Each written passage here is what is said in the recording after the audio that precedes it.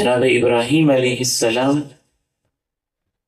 تقریباً 100 سال کے ہو چکے ہیں۔ قرآن میں عمر نہیں آئی، اسرائیلی روایات کے مطابق 100 سال کے ہو چکے ہیں۔ ان کی اہلیہ، ان کی بیوی تقریباً 90 سال کی عمر کو پہنچ چکی ہیں۔ فرشتے انسانی شکل میں ملنے آتے ہیں، کہتے ہیں سلام۔ جناب ابراہیم کہتے ہیں سلام، گھر جاتے ہیں اور بنا ہوا بچھڑا تیار مہمانوں کے سامنے پیش کر دیتے ہیں۔ دیکھتے ہیں کہ مہمان تو کھاتے ہی نہیں، رب کے پیغمبر ہیں، لیکن ان کو غیب کا علم نہیں ہے کہ یہ تو فرشتے ہیں۔ پیغمبر تو جانتا تھا کہ فرشتے نہیں کھاتے، وہ انسانی شکل میں آئے۔ بچھڑا ذبح کرنا، پھر اس کو تیار کرنا، پھر اس کا سالن بنانا، پھر اس کو پکا کے مہمانوں کے سامنے پیش کرنا کوئی آسان کام نہیں تھا، بڑی محنت سے سارا کچھ کیا ہوگا۔ تو جب دیکھتے ہیں کہ مہمان تو کھاتے ہی نہیں تو پریشان ہو جاتے ہیں، ڈرنے لگتے ہیں کہ یہ تو اب فرشتے ہیں۔ اور اس انداز میں تو فرشتے تب آتے ہوتے ہیں جب قوموں پہ عذاب آتا ہے، اس بات سے ڈرنے لگتے ہیں، یا اس بات سے ڈرنے لگتے ہیں کہ ان کے کلچر میں جو مہمان کھانا نہیں کھاتا تھا تو اس بات کی علامت ہوتی تھی کہ اس کا ارادہ کوئی برا ہے، گھر سے کھا کے پھر اس گھر کے ساتھ وہ برا کام نہیں کرتے۔ اس دور کے کلچر میں اتنی شرم و حیا تو ہوتی ہوگی۔ تو جناب ابراہیم پریشان ہو گئے۔ فرشتوں نے کہا آپ پریشان نہ ہوں، ہم آپ کی قوم کے لیے نہیں آئے، ہم تو قوم لوط پہ عذاب کے لیے آئے۔ جناب ابراہیم کی بیوی پیچھے کھڑی دیکھ رہی ہے اور یہ گفتگو سن رہی، 90 سال کی بزرگ خاتون ہے۔ جیسے ہی وہ سنتی ہیں کہ قوم لوط پہ عذاب آنے والا ہے اور اب یہ پکڑے جائیں گے تو مسکرا اٹھتی، کیونکہ وہ دشمن تھے، باغی تھے، بے حیا تھے، بد کردار تھے، ستانے والے، تکلیف دینے والے تھے۔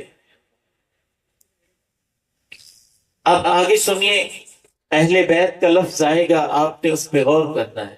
منظر ذہن میں رکھیے، جناب ابراہیم ہیں، ان کے پاس فرشتے انسانی شکل میں مہمان بن کے آئے ہیں۔ جناب ابراہیم علیہ السلام بنا ہوا بچھڑا مہمانوں کو بچڑا پیش کر رہے ہیں، ان کی بیوی پیچھے کھڑی ہیں۔ فرشتے کہتے ہیں قوم لوط پہ عذاب دینے کے لیے آئے ہیں، وہ مسکرا اٹھتی ہیں، اور اللہ تعالیٰ کہتے ہیں اب تم نے اور بھی ہنسنا ہے، تمہارے لیے ایک اور مبارکباد بھی ہے۔ فرشتے اب جناب ابراہیم کی اہلیہ کو ایڈریس کرتے ہیں کہ تمہیں تو اللہ نے بیٹا اسحاق بھی دینا ہے، وہ اسحاق جوان بھی ہوگا، اس کی شادی بھی ہوگی، اور اسحاق سے پھر تمہیں اللہ نے پوتا یعقوب بھی دینا ہے۔ قالت یا ویلتا أألد وأنا عجوز وهذا بعلي شيخا إن هذا لشيء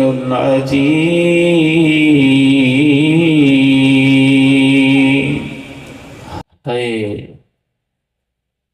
مجھے بیٹا ملے گا، میں بوڑھی پسٹ، میرا خاوند بھی بوڑھا ہو چکا، یہ تو بڑی عجیب بات ہے۔ قالوا اتعجبین من امر اللہ رحمت اللہ وبرکاتہ علیکم اہل البیت۔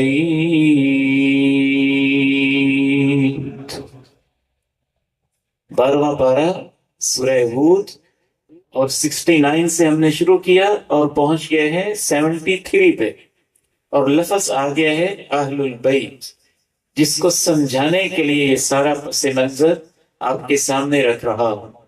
جناب ابراہیم ہے، ان کو فرشتوں نے بتایا قوم لوط پہ عذاب آئے گا، ان کی اہلیہ ماں جی سارا پیچھے کھڑی ہے، 90 سال کے قریب ان کی عمر ہے۔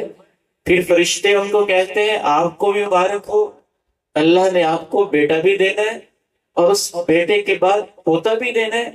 بیٹے کا نام بھی اللہ نے رکھا ہے اسحاق ہوگا، پوتے کا نام یعقوب ہوگا۔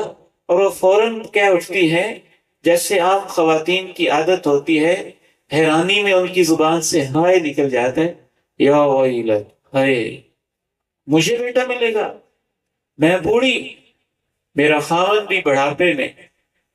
تو اب فرشتے اہل بیت کا لفظ استعمال کرتے ہیں اور کہتے ہیں اتعجبین من امر اللہ رحمت اللہ وبرکاتہ علیکم اہل البیت، رحمت اللہ وبرکاتہ علیکم اہل البیت انہ حمید مجید۔ سارا، اللہ کے حکم پہ کیوں تعجب کرتی ہو؟ تم نبی کی گھر والی ہو، ہمارے اوپر تو اللہ کی رحمتیں اور خاص برکتیں ہونے والی ہیں۔ انہ حمید مجید، اللہ کی تعریف بہت ہے اور اللہ کی عزت اور بزرگی بھی بہت ہے۔